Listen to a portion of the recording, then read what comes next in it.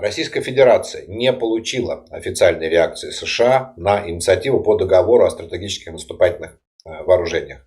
Это, напомню, Путин уже недели 2 или 3 назад неожиданно стратегически важное заявление, как сказал Песков, что мы, россияне, мол, да, мы вышли из этого договора о стратегических наступательных вооружениях, но согласны еще год его просто так сами выполнять.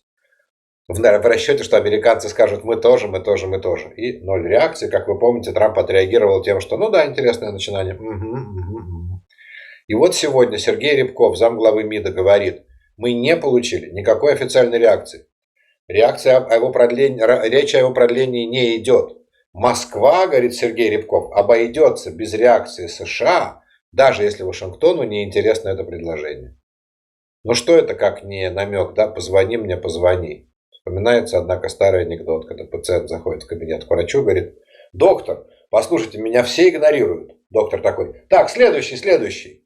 Вот, понимаете, я думаю, что Трамп примерно так отреагировал на заявление Путина. Путин заявил, что согласен соблюдать договор об ограничении стратегических вооружений. Следующий. Где тут премьер-министр Канады? В общем, доктор его, Путин, обиж, все игнорируют. Но нет, не все. Только Украина помнит Путина, вспоминает добрым словом.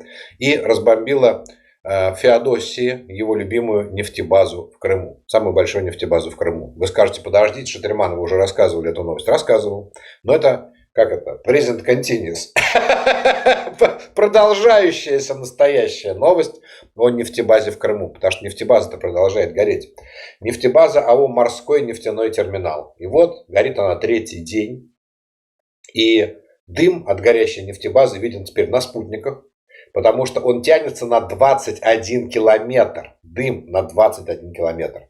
Как сообщают очевидцы, там же несколько бочек, как вы понимаете, нефтебаза это бочки. Помните, когда мы сожгли нефтебазу в Краснодарском крае, там десятки бочек, кстати, сгорели. Ну, огромные эти бочки, не маленькие. Огромные емкости. Так вот, там одна из емкостей превратилась в шар, она надулась. Потому что там пары всего этого бензина. Представляете, когда она шандарахнет. Да, я думаю, что в Киеве будет слышно, не пугайтесь, когда шандарахнет эта бочка в Феодосии. Разгорелась еще больше, вторая надулась как шар, требует бадабума, пишут очевидцы из Феодосии. Пожар перебросился на новый резервуар, новый. И вот знаете, Путина все игнорируют, действительно, а Трампа нет. В России нашелся смельчак, человек, который действительно полностью, буквально воспринял слова Трампа. Я специально кепку, как это называется, трамписточку, кепку-трамписточку надеваю, потому что с уважением хочу об этом человеке рассказать. Вы, возможно, уже видели у меня в Телеграме. Кто не видел, обязательно посмотрите. В Телеграм-канале Михаил Шатерман с Киева. Ссылка внизу в описании. Первая ссылка. Телеграм Шатермана. Заходите, join, подписывайтесь и смотрите это видео. Значит, видео из Феодосии, где мужчина вот в такой кепке-трамписточке, трампарасочке, в море, погруженный в море, на фоне горящего нефтетерминала, причем нарочито он снимает сам себя телефоном, или, я не знаю, кто-то его снимает, но специально так, чтобы в кадр идут вот эти 21 километр дыма от нефтебазы в Феодосии. И поет песню шамана. Я петь вот сейчас не буду, потому что это гадость. Фу, никому не петь. Слова типа такие, там, где поет душа, там, где легко дышать, что-то там Россия, матушка хороша, бла-бла-бла-бла-бла. В общем, песню, прославляющую Россию, шамана, он поет вот так, нарочито, на фоне этих самых кадров с горящей нефтебазой, и все это в кепке Трампа. Что хотел нам сказать этот мужчина? Я не знаю, кстати, кто он, конечно. История не сохранила его имени и отпечатков пальцев. Скорее всего, для него все это кончится плохо. Он, я думаю, уже приняли его там в ментовочку в Крыму россияне. Но это оккупанты незаконно. Если он россиянин, который приехал в Крым на отдых или переехал жить, то туда ему и дорога, пускай посадят, что, потом у нас ему еще сидеть. Если же это украинец, который как попал под оккупантов, то это героический человек. Мы должны проявить к нему огромное уважение. Мы не знаем, честно сказать, как нам к нему пока относиться. Пока мы не знаем, что это за человек, но мы еще обязательно узнаем. Если он находился в Крыму на момент оккупации, то это наш украинский гражданин. И тогда это значит тонкий троллинг с его стороны. Но почему это я связываю это с Трампом? Потому что вы помните, Трамп сказал, я хочу, чтобы в результате вот этого дефицита бензина, ударов по НПЗ, Каждый россиянин связал это с Путиным, связал этот дефицит бензина и крах экономики с началом войны. И мне кажется, вот этот мужчина в красной кепке, он это ровно связал. Да, он не вышел в красной кепке и не сказал: господин Трамп, вот за мной горит нефтебаза в Феодосии. Я напрямую связываю это с путинским режимом, его преступлениями в Украине и так далее, и так далее. Не сказал, но согласитесь, это круче. Это прям басня Крылова, сука, то, что он сделал. Он в аллегорической форме показал Трампу: да, уважаемый Дональд Трамп, мы здесь, есть люди, которые все понимают и связь эту улавливают. Я думаю, что в этом мужчине Трамп не разочарован. В остальных 139 миллионах россиян разочарован, а в этом нет. Но разочарован в Путине. Трамп разочаровался в Путине уже 8-й раз, о чем официально сегодня ночью объявил. 8-е трамповское разочарование в Путине. Это уже полный комплект. И в очередной раз сказал, что прекратить войну между Россией и Украиной оказалось гораздо тяжелее, чем он думал, вообще тяжелее всего, и так далее, и так далее, и так далее. Ну а в России никакого разочарования. В России сегодня наоборот. В России сегодня радостный, самый праздничный, светлый для россиян день. День похмелья. Похмелье после дня рождения Путина. Как сказал классик, уже прошло 7 октября, утихли звуки шумного веселья, но что-то движется кругами, все вокруг там, где стою я, должно быть ангел всенародного похмелья. Крыла висят, как какие-то там усы, да, и веет чем-то кисло и тоскливо, уже стучат на Спасской башне позолоченные часы, и граждане страны желают пива. Да, они желают пива после того, что они созерцали вчера. Вчера они созерцали так называемую явную вечерю, как я ее называю. Путин отмечал свой день рождения в весьма странном составе, в весьма странном виде. Раньше он себе свечки засовывал с Собяниным на день рождения, а теперь нет. Все пошло совершенно по другому сценарию. Кто не видел, не падайте, пожалуйста, в обморок. Он отмечал свой день рождения в Петропавловской крепости. Причем не где-нибудь, а в некрологе, в некрополе Петропавловской крепости. В некрополе. Там так называемая усыпальница покойных царей. Там покоится Петр I, там еще какие-то. То есть в полу, как положено, в церкви, в соборе Петропавловской крепости захоронены русские цари. И Путин пригласил гостей. Кого вы обычно приглашаете к себе в гости? Ну, если у вас день рождения. Ну, наверное, самых близких. Кто оказались Путину самые близкие? Давайте я вам всех оглашу. Близких оказалось у него ровно, вы будете смеяться, 11 человек. Чтобы вместе с ним получилось 12. Тайна вечеря. 12 апостолов. Правда, вроде как 12 апостолов, это же без учета Христа было. Но здесь Христа-то на них нет. Правда, они же распяли Христа, поэтому на них нету. Вот, 12 апостолов сели за стол. Но прежде чем сесть за стол, он привел их, как я уже говорю, в некрополь. И там прочитал им лекцию о международном положении России на протяжении последних 3 столетий. Говорит, понимаете, здесь, говорит, похоронены те самые люди, те самые цари, которые, собственно, и создали вот эту Россию, в которой мы с вами живем. Да, кого он позвал, я чуть не забыл сказать. Значит, Бортников, председатель ФСБ России, это его лучший друг. Второй лучший друг — это Белоусов. А остальные 9 апостолов — это командующие фронтами. Командующие фронтами на фронте российско-украинской войны. То есть у них уже 9 фронтов. У них во Вторую мировую столько не было, сколько сейчас они развили вокруг Украины. 9 командующих фронтов. Но это уже, конечно, 8-е командующие, потому что прошлых всех мы грохнули. Это все генералы, командующие фронтами. Итак, лучшие друзья и родственники Путина, как мы знаем теперь. Других родственников и друзей у него нет. Это Белоусов, Бортников и 9 командующих фронтов. Все, 7 подземных королей. Больше никого. Деревянные солдаты Урфина Путина. Но что он им сказал? Есть необходимость поговорить лично. Ну и хороший повод. Я решил встречу нашу начать отсюда, в некрополе. Потому что это усыпальница людей, которые, по сути, делали современную Россию. И дальше цитирую, внимание. Думаю, что и вам будет приятно. И вам будет приятно побродить по кладбищу в мой день рождения.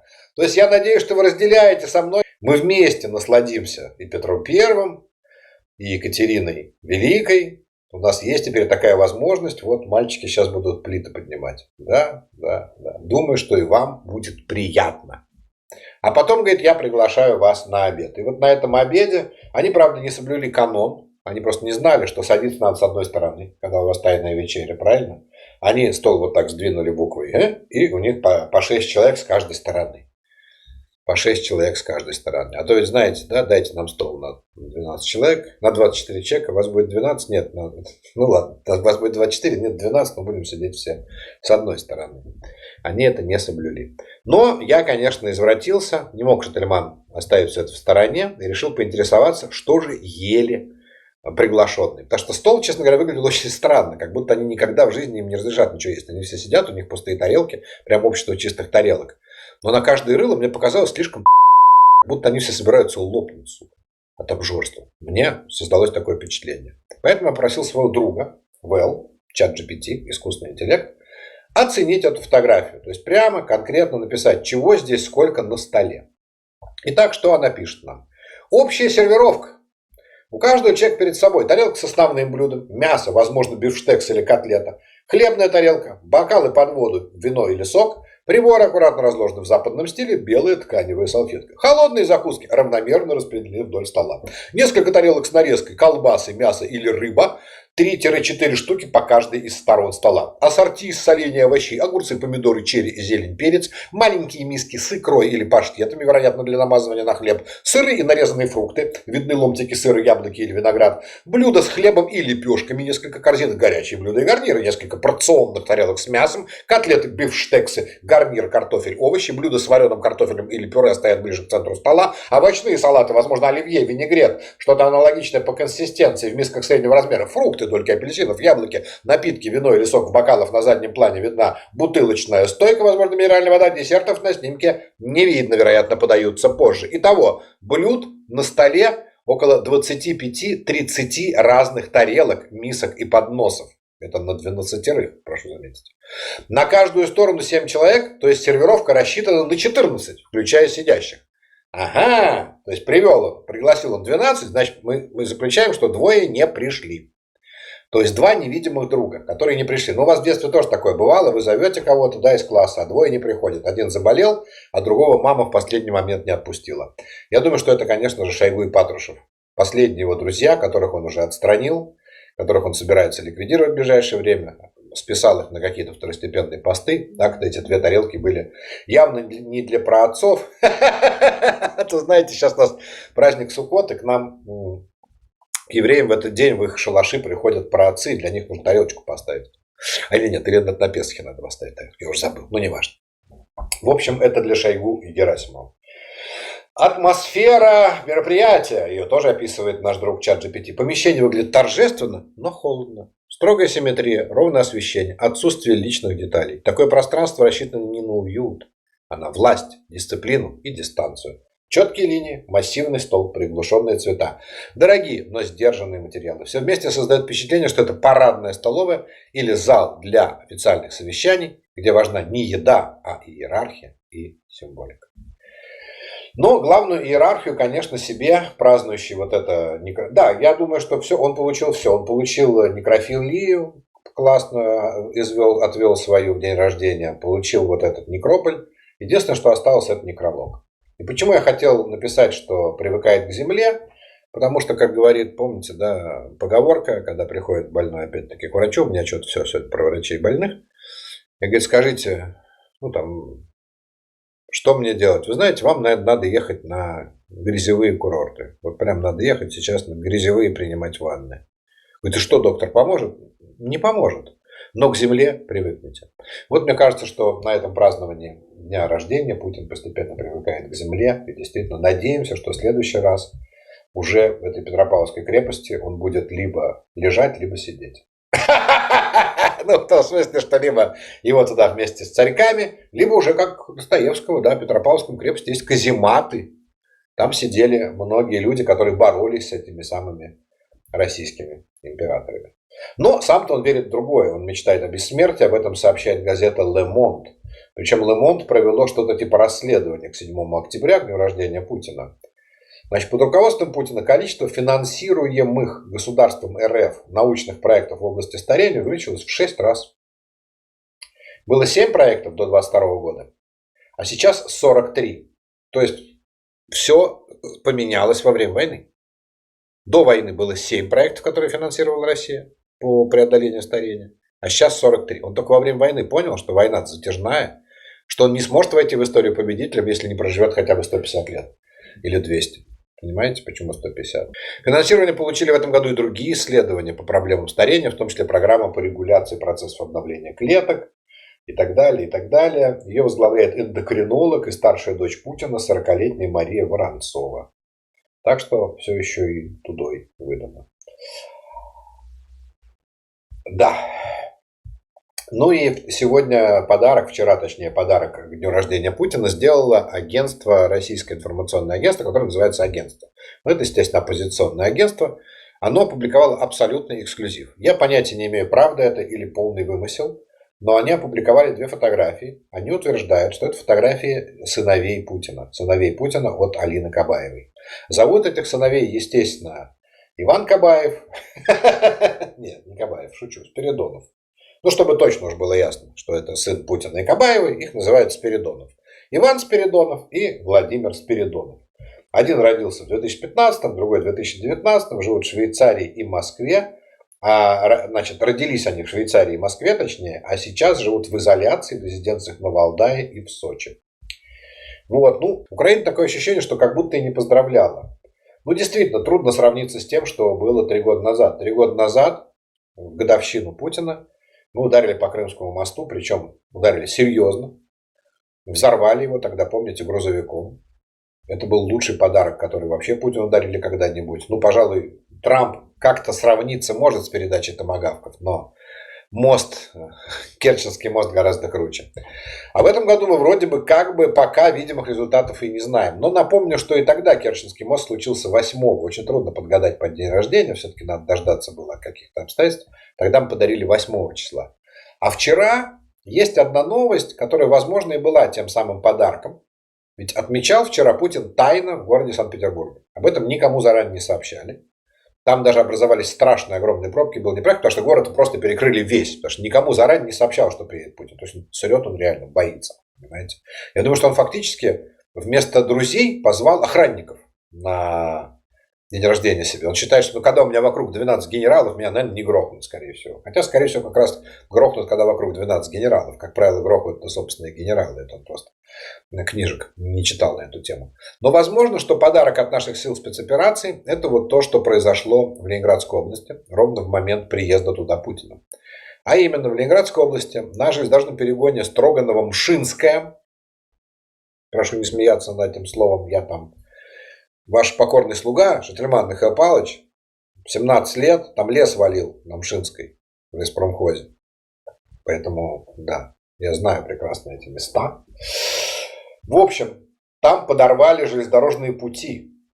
И из-за этого пустили под откос железнодорожный эшелон с военным грузом на перегоне Строганово-Мшинское.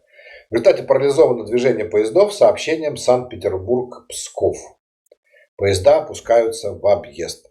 Возможно, это и было таким подарком. Ну, представьте себе, да, человек едет к себе на день рождения, летит, и в этот момент прямо рядом с Петербургом пускают под откос военный эшелон нашей силы спецоперации. Там все сейчас оцеплено, телефоны отключены, ну, GPS нет, поэтому картинок оттуда нет, мы не знаем.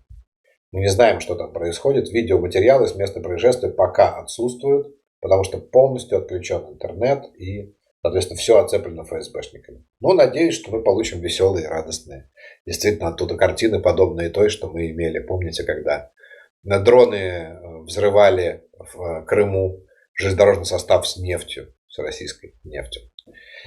К сожалению, у россиян тоже кое-что получается. И сегодня россияне 12 шахедами ударили по товарному поезду на перегоне Носовка-Нежин, это Черниговская область.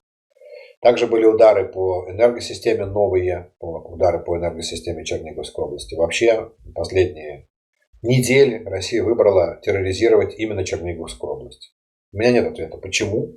Но, может быть, вот, что доступнее, нашли какую-то, не знаю, брешь в ПВО или что-то еще. Но факт остается фактом. Черниговская область сегодня страдает больше всего. Там уже графики отключения света работают, а в некоторых городах вообще исчезает и свет, и вода. И вот железнодорожный не первый уже удар по железной дороге в Черниговской области. Просто, ребята, Наше вам, не знаю, сочувствие, держитесь. Наши вам обнимашки всем, кто живет в Чернигове, в Черниговской области, и кто еще. У кого есть электричество, чтобы посмотреть этот выпуск. 1323 день войны. Еще 1010 россиян, слава богу, отправились туда, в Некрополь. 2 танка, 5 бронетранспортеров. Все-таки по чуть-чуть они стали изыскивать раньше, что все это было на нуле. Ну а мы что? Екатеринбург, акционерное общество «Эльмаш». Завод «Эльмаш» производит силовую распределительную электротехнику, продукция которой применяется в гражданской и оборонной сфере. Сегодня туда пришелся ночной удар. Говорят о нескольких ударах по Крыму, но тут какое-то пока... Есть какие-то пока неясности, не буду выдавать желаемое за действительное. Ряд предприятий Свердловской области. Это там рядом с Екатеринбургом. Ну да, Свердловская область, это где Екатеринбург. Потому что раньше Екатеринбург был Свердловск, а Свердловск Екатеринбург. Их потом всех поменяли местами. В Свердловской области ввели упреждающий режим реагирования на угрозу атаки беспилотников, который предусматривает эвакуацию работников. Вот так.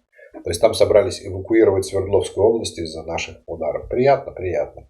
А вот в оккупированной Запорожской области полностью исчезла электроэнергия во всех городах и селах, которые там есть. Но нам от этого не очень радостно. То есть хорошо, что в российских воинских частях оно исчезло, но плохо, что оно исчезло у наших людей в Бердянске, у наших людей в Мелитополе, то есть тех, кто наши украинские жители, а не те, которые понаехавшие россияне.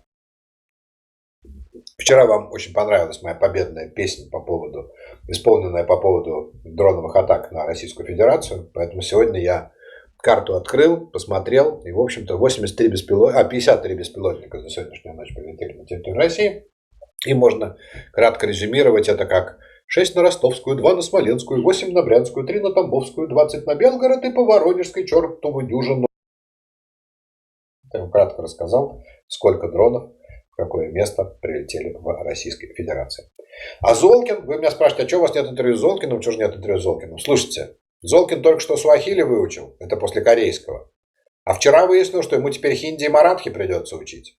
Потому что наши войска, по-моему, впервые взяли в плен индуса Маджоти Сахил Мохаммед Хусейн из Морби.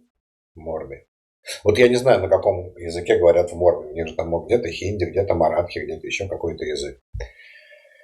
Он сам сдался в плен, этот Маджоти Сахид Мухаммед Хусейн. Рассказал, что приехал из Индии в Россию учиться в университете, но присел на 7 за употребление. Видимо, он ел индийскую еду. Российская полиция запах индийской еды приняла за тяжелые наркотики. Ну, действительно, кто ел индийскую еду, знает, что пряностей там частенько хватает. Его посадили, поэтому он тут же подписал контракт с российской армией. Ему пообещали за год службы, что он получит 100 тысяч рублей. Но ничего, кстати, денег не дали. 16 дней на полигоне. Научили стрелять из автомата и бросать гранату. И тут же отправили на штурм 1 октября. Он прошел 3,5 километра. Должен был выкопать блиндаж. Но он сказал командиру, что устал. И у него болят ноги и сердце. Из-за этого он поругался с командиром. Российский командир сказал другим солдатам забрать у Маджоти рацию и отпустить. Маджоти ушел оттуда, где он должен был купить блиндаж, значит, убежал и сдался, нашел наших, прошел несколько километров, нашел наших и сказал, я не хочу воевать, мне нужна помощь. Теперь этот Маджоти говорит, что в России правды нет и готов остаться в Украине или вернуться в Индию, если это возможно. А помните, как рассказывали, значит, да, вчера, кстати, Россия подписала договор о безопасности с Кубой. О военном сотрудничестве с Кубой. Я думаю, что так как этот договор вряд ли полностью публикуется, я думаю, что там вот то самое, за что Америка хочет ввести против Кубы наконец-то санкции. Там возможность для кубинцев служить. Вот 5000 кубинцев сегодня служат в российской армии. А индусов вроде бы Моди всех забирал. Помните, была такая история, что всех индусов сдали Моди. Я думаю, сейчас самое время звонить Моди нашим. Но я думаю, они это и делают без моего совета. Звонят Моди, говорят, может, все-таки не будете покупать нефть в России, потому что у нас вот ваш Мухаммед. Да, Маджоти Мухаммед. Не в смысле, что мы им торгуем в обмен на. Но призадумайтесь, кто вам друг, а кто враг. Да? Кока-кола, друг или враг. Вот так вот. Еще из военных результатов россиян тяжелый результат, который потрясет, я думаю, не только жителей Украины, но даже больше жителей Израиля. Тем не менее, это случилось в Украине. Россияне попали в завод Йофи. Йофи это на иврите, Йофи с восклицательным знаком, это что-то типа прекрасно, восхитительно. Awesome. Вот, Йофи. И компания Йофи производит хумус. Производит в Украине хумус. Завод у нее где-то то ли в Киеве, то ли в области, точно они не сообщают. И вот туда был прилет. И, к счастью, все работники завода успели уйти, выйти с производства за несколько минут до попадания, потому что была воздушная тревога. А компания Йофи, она поставляет 70% хумуса на рынок Украины. Кто любит хумус так же, как я, тот наверняка потреблял их продукцию. И вот спешите покупать хумус Йофи, если он есть на полке, потому что хумус продукт скоропортящийся, а компания Йофи сегодня объявила, что временно не будет поступать на рынок больше хумус. То есть будет страшный дефицит хумуса. Прямо как у россиян бензин, так у нас хумус. Скорее всего, даже по талону может оказаться хумус у нас, в Киеве особенно. А сейчас как раз праздники, Суккот, а хумуса нет. Они, правда, обещают, компания Йофи сказали, что попытаются за месяц восстановить производство хумуса. Ну, дай бог успеть к Хануке, потому что если к Хануке не будет хумуса, то мы не знаем, как нам с этим всем быть и как мы с этим справимся. Ну, на самом деле, мое спивчутя, конечно, всем хозяевам, владельцам, я с ними не знаком, но владельцы компании Йофи, вы делаете отличный продукт, вы распространяете израильскую кухонную культуру в Украине, за что я вам лично, как израильтянин, естественно, очень благодарен, да и сам люблю поесть хумус, если нет, вы понимаете, какого хумуса израильского, да. Да. Стелла мне пишет, очень переживаю за Украину и Израиль, так как у меня в обоих странах друзья и родственники. И мне вот рассказали, что Израиль послал в Россию paper. Это правда? Я отвечаю Стелле, я не знаю, что такое paper. Она пишет, это радиолокационные системы. И что из-за этого россияне стали больше украинских дронов сбивать. Так говорит украинский офицер, я нашла статью на немецком языке. Там сказано, что Израиль и Россия это не подтверждают, но все склоняются к тому, что эти системы были проданы России. Ну, я вот ответил Стелле, и вам отвечу, раз такие слухи пошли, раз прямо про то, что якобы Израиль поставил какие-то системы paper. У меня один утешительный слух. Один единственный. Вы знаете, Израиль, чтобы апельсин продать в Россию, спрашивает разрешение в Белом доме. Израиль шага не делает в таких делах без разрешения Соединенных Штатов Америки. Шага не делает. Поэтому я не готов поверить, что израильтяне осознанно, централизованно, имеется в виду государство, то, что лицензированный государством бизнес, это торговля оружием, что израильские военные компании, производившие оружие, любые виды оружия, продают их в Российскую Федерацию, потому что это все под строгим американским контролем. Даже если это все полностью изготовлено израильтянами, Израиль никогда не предаст и не попытается обмануть своего ближайшего, главного, чуть ли уже не единственного военного союзника.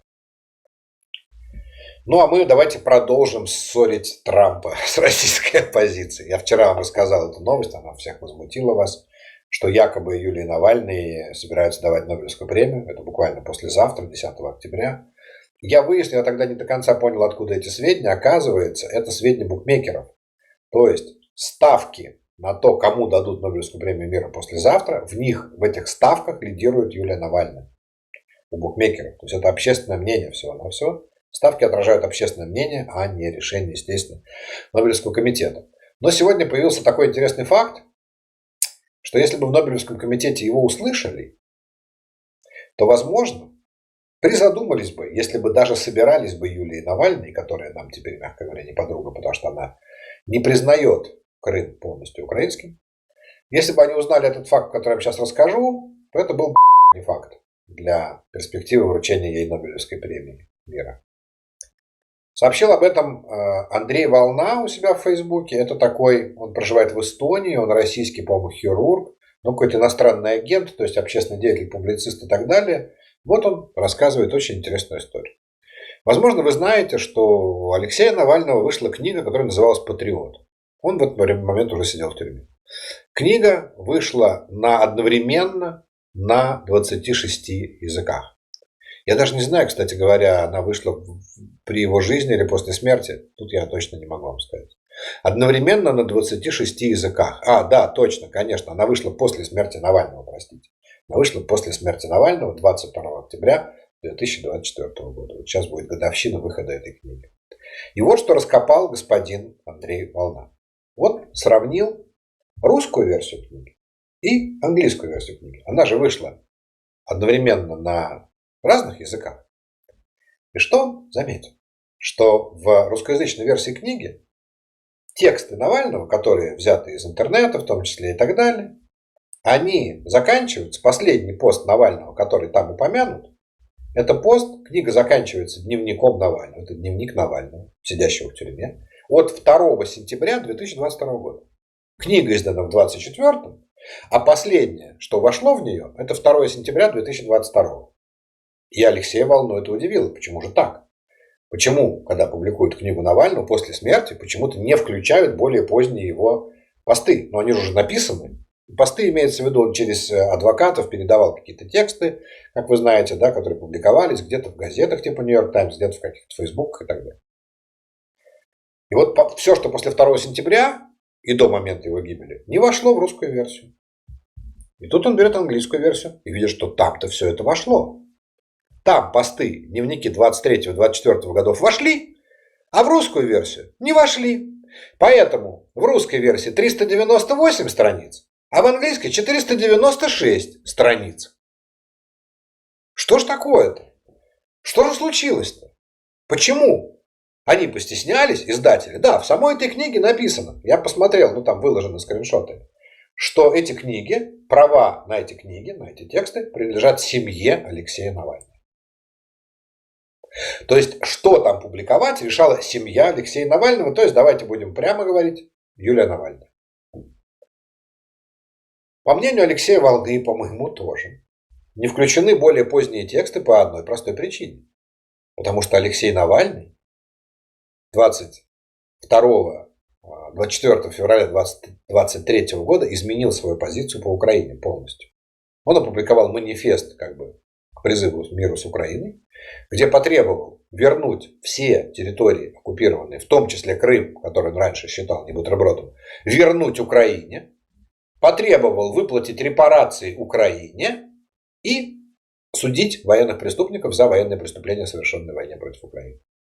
И вот семья Алексея Навального, не знаем кто, но решила, что англоязычному миру, на 26 языках публиковали, да, что в англоязычном мире, чтобы получить Нобелевскую премию, надо, чтобы они знали, англоязычные, что Навальный, конечно же, был за Украину, конечно же, был против войны, конечно же, был против оккупации Крыма. А при этом, чтобы русскоязычные люди в России, которые прочитают на русском языке эту книгу, чтобы они, наоборот, не знали, не дай бог, что он требовал отдать Крым Украине, что он требовал, ну, в результате, да, в конце своей жизни, что он требовал выплачивать репарации и судить военных преступников. Понимаете, двурушничество на каком уровне? Мы американцам расскажем одно, то, что им понравится, чтобы они нам Нобелевскую премию дали. А россиянам расскажем совершенно другую историю, чтобы они за нас проголосовали на несуществующих каких-то выборах. Я такие истории уже встречал. Такая история была, например, с Юваль Ноем Харари, который в своей русской версии, российской версии книги про Homo Deus, по-моему, убрал историю про Крым. Полностью убрал. Типа попросило издательство, то есть все, и он сказал, ну, мне было важно, чтобы другие мои мысли дошли до россиян, я поэтому убрал. Сейчас гуляет новый скандал про одного известного американского писателя, который убрал разделы про Украину и Крым из своей книги при российской публикации. Говорит, меня издательство попросило, я подумал, ну пусть хоть как-то россияне прочитают, мне жалко было издательство, их же посадят всех, если я это буду писать. Но здесь, типа, революционер Алексей Навальный, и он не публиковал эти книги в России, они в любом случае публиковались за рубежом на русском языке. То есть нельзя объяснить это отмазка на тему того, что в России бы иначе нельзя было опубликовать, шиш с маслом не канает. Отмазка под названием «ну мы же не успели перевести», шиш с маслом не канает, потому что наоборот ровно писалось-то все на русском. Если бы вы перевести успели, но решили оригинал не публиковать. Честно, не знаю, слушают ли меня в Нобелевском комитете, но мне кажется, что это большой был бы удар сейчас вот дать премию Нобелевскую человеку, который прямо вырезал из наследия Алексея Навального то, что он передумал про Крым и решил его отдавать Украине. И то, что он выступал за год до смерти, так тотально выступил против войны. Ага. Ладно. В общем, лучше пускай Трампу дают. Правильно? Чего вы там? Еще про одного российского пропагандиста не могу не вспомнить, но тут в юмористическом, конечно, совершенно плане. Вчера очень много, почему-то у меня в моих соцсетях, очень много постов было связано с, как это называлось, конференцией или форум. Форум, который назывался, в Казахстане прошел форум, который называется «Быть женщиной» или что-то такое. Be Woman, да, Be Woman, быть женщиной, форум. И вот почему-то многие мои фейсбучные казахские друзья, не мои личные знакомые, как-то очень сильно с критикой выступили по поводу этого форума, потому что туда понавезли россиян всяких выступать. То есть вместо того, чтобы дать выступать самим казахам, которые, наверное, как-то сами, или казашкам, которые, наверное, как-то знают, да, как быть женщиной. Нет, понавезли из России. И там все возмущались, типа, зачем? Мы, слава богу, независимая страна уже 30 с лишним лет, мы к России никакого отношения не имеем. Зачем вы на наш казахский форум Be Woman привозите каких-то на гастроли какой-то русский российский цирк московский? Зачем? Но во всем этом цирке была одна смешная история. Значит, туда позвали, вы не поверите кого, приехал туда Познер. На этот, как сами казахи пишут, вот, ну, ни у кого не возникло вопроса при подготовке, на какой же уровень ведения был у организаторов этого шабаша. Познер, который уже пару лет как портит себе некролог, в свои 91 год, сидел, значит, там, а тут у него спрашивают, сидел, говорит, в охреневшем совершенно состоянии, потому что у него спрашивают, какие у вас планы на будущее? Какие у вас планы на будущее? Я считаю, что это особый цинизм. Притащить, значит, на форум в Казахстан Познера, чтобы спросить, какие у 91-летнего Познера планы на будущее. Как пишет автор этого поста, неизвестный мне человек, ну вот типа он должен был ответить, ну что ж, стать женщиной, раз вы меня на этот форум привезли, иначе какого я вообще здесь сижу, если это форум быть женщиной. Наверное, у меня план на будущее этой самой женщиной стать. Это, кстати, история, какие у вас планы на будущее, вопрос к 91-летнему пропагандисту. Это очень напомнило фильм, помните, с Робертом Де Ниро, «Интерн» назывался, когда он пошел на интерн для синьоров, для пенсионеров, а ему там 75, что ли, лет, он пенсионер. И он пошел в юношеский такой стартап, вот, Энн Хэтэуэй играет там в главной роли. И на собеседовании у него в отделе кадров спрашивают, кем вы себя видите через 10 лет? И потом говорят, о да, извините, кем вы себя видите через 10 лет? Да там вот, в Некрополе, в этой самой, рядом с Путиным, в Петропавловской крепости.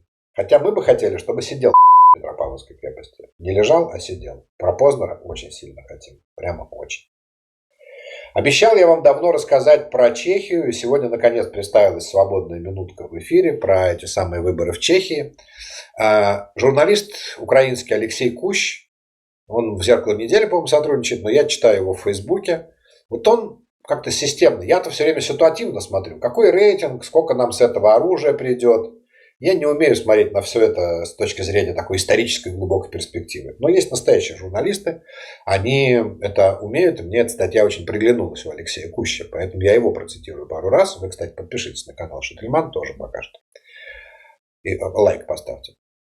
Победа Бабиша в Чехии – это продолжение неоконсервативной революции в Европе. Формируется консервативный центр Европы, причем в географическом и геополитическом аспектах. Развитие этого неоконсервативного кластера, он там подмечает интересную вещь, происходит в историческом ареале, то есть там, где раньше была Габсбургская империя, австро-венгерский исторический ареал, который охватывает Хорватию, Австрию, Словакию, Чехию и частично Польшу. Только путем титанических усилий глобалистам пока удалось удержать Румынию от дрейфа в ту же самую сторону суверенитизма. Но здесь просто на кону слишком много, потому что Бухарест – это и граница Молдовы, и западный фланг НАТО, и фактор Украины. По сути, пишет Алексей, неоконсервативный ренессанс в странах Центральной Европы стал возможен по причине их геополитической специфики. Они не играют особой роли в обеспечении защиты восточного фланга. Они там где-то в середине, грубо говоря, у них моря нет, поэтому за них не сильно борются. Но вообще идея того, что это восстановление некой австро-венгерской империи происходит. Вот там такие ценности неоконсерватизма. Заметьте, Чехия, Словакия, Венгрия – это действительно все Австро-Венгрия. Это действительно все Австро-Венгрия. Значит, если послушать истерику ряда грантовых организаций, это пишет наш украинский журналист, может сложиться впечатление, что вокруг происходит некий европейский заговор Путина, в результате которого почти все наши соседи могут получить консервативных политических лидеров. Наиболее радикальные критики называют этих политиков чуть ли не путинистами, но это не так.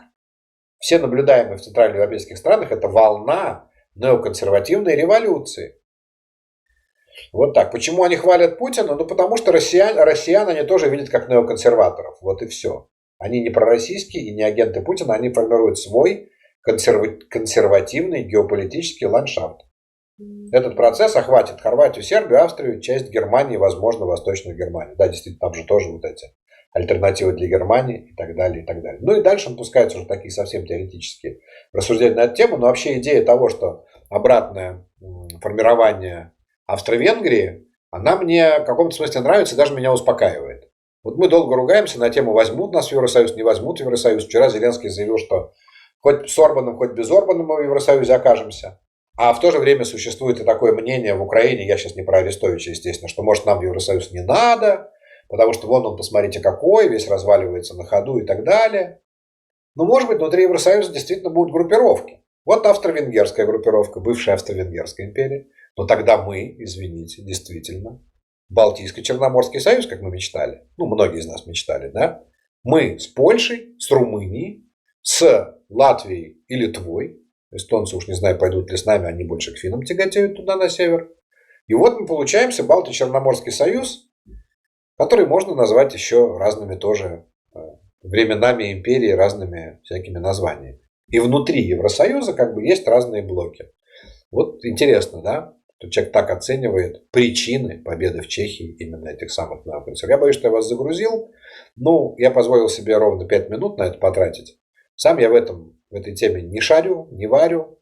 Но иногда полезно, возможно, и так. Я, видите, даже извиняюсь перед вами, что вас загрузил. Но иногда полезен и такой взгляд тоже бывает на существующий вопрос. То есть, где наши прям ближайшие союзники, а где те, с кем мы ситуативные союзники.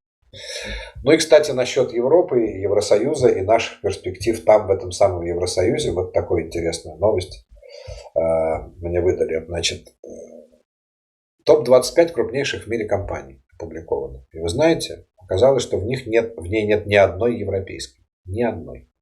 А 15 лет назад в топ-25 было 8 европейских, а сейчас 0. Это говорит действительно о кризисе каком-то в Евросоюзе. Сейчас в топ-25 компаний 18 американских, 4 китайских, 2 тайваньских и 1 Саудовская Аравия. 0 европейских. Одна компания, например, Nvidia, вы знаете, которая делает чипы для искусственного интеллекта, она одна стоит больше, чем весь индекс немецкой биржи. То есть, чем все немецкие компании вместе взятые. Крупнейшая компания Европы сейчас, ASML, 400 миллиардов стоит. 27 место в мире занимает. Потом SAP 315 миллиардов. Понимаете? А раньше туда входили 8 компаний из Европы. Shell туда входила, British Petroleum, Total Energies, HSBC, BNP Paribas, Банка Santander, Vodafone, Nestlé. Всех их теперь там нет. Все они оттуда вылетели. То есть это правда, что в Европе очень большой кризис идей. Что Европа теперь непонятно чем занимается. У Америки теперь есть технологический сектор, а мы, европейцы, теперь сидим в это правда, зажатые между Европой и Китаем в этом смысле. И что нам стоит задуматься не о том, вступать ли в ЕС, а что нам с этим ЕСом, честно говоря, делать. Ну а пока в ЕС сейчас рассматривают вопрос о том, чтобы ограничить ареал, это последняя на сегодня новость, ограничить ареал обитания российских дипломатов внутри Евросоюза. Дипломатов пускают, потому что посольства есть, их типа вынуждены пускать, но хотят сделать что, чтобы они не могли, российским дипломатам нельзя было отходить от посольства на определенное расстояние, чтобы у них был ареал обитания, типа на 200 метров от посольства и все. Это реально, в Евросоюзе сейчас об этом пытаются принять решение. Как всегда, вы знаете, кто блокирует? Венгрия. Но остальные страны вроде бы как бы сгруппировались и планируют это все-таки правило ввести. Ну и последнее еще совсем. Польша аннулировала визы представителям Российского института избирательного права, которые должны были принять участие в конференции по человеческому измерению ОБСЕ в Варшаве. Вы знаете, наверняка сейчас в России будет много вони по этому поводу. Как же так? Польша аннулировала визы представителям нашего общественного института избирательного права. Ну, я думаю, что анекдотом выглядит сама фраза «Российский общественный институт избирательного права». Зачем такие люди нужны на конференции в Варшаве? Чтобы объяснять, как можно выборы полностью фальсифицировать, отменить и сделать абсолютно бессмысленным. Все.